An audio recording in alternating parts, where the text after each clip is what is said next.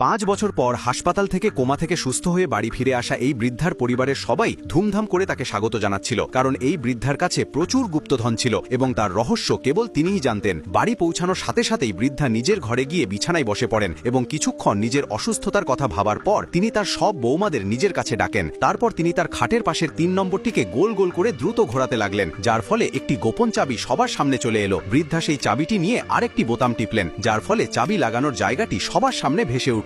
তারপর কি হলো সেটা দেখার আগে যদি এই ছবিটাকে ভালোবেসে থাকেন তাহলে ফলো এবং লাইক করবেন। চাবিটি লাগিয়ে বৃদ্ধা তার বিছানার ওপর হাত দিয়ে জোরে একটি থাপ্পড় মারলেন। এরপর তিনি বিছানায় বসার সাথে সাথেই পুরো গুপ্তধন সবার চোখের সামনে চলে এলো। এত সব মূল্যবান গয়না দেখে সব বৌমাদের চোখে এক অন্যরকম চমক খেলে গেল, কিন্তু শাশুড়ির বিছানা থেকে একটি গয়নাও তুলে নেওয়ার মতো সাহস তাদের ছিল না। তখনই বৃদ্ধা সব বৌমাদের বললেন যে তারা এসে নিজের পছন্দের একটি করে গয়না নিয়ে নিতে পারে। খুশি হয়ে 3 বৌমা নিজের নিজের পছন্দের গয়না নিয়ে নিল এবং বাকি গয়না দিয়ে বৃদ্ধা তার ছোট মেয়ের ধুমধাম করে বিয়ে দিলেন, যা দেখে পুরো গ্রাম অবাক হয়ে গেল। কারণ যে বৃদ্ধা তার সারা জীবনে কাউকে 1 টাকাও দেননি, আজ তিনি নিজের বৌমাদের সোনা দিয়ে দিলেন এবং মেয়ের বিয়েও এত ধুমধাম করে দিচ্ছেন। কিন্তু এদিকে বৃদ্ধার মাথায় অন্য কিছুই চলছিল।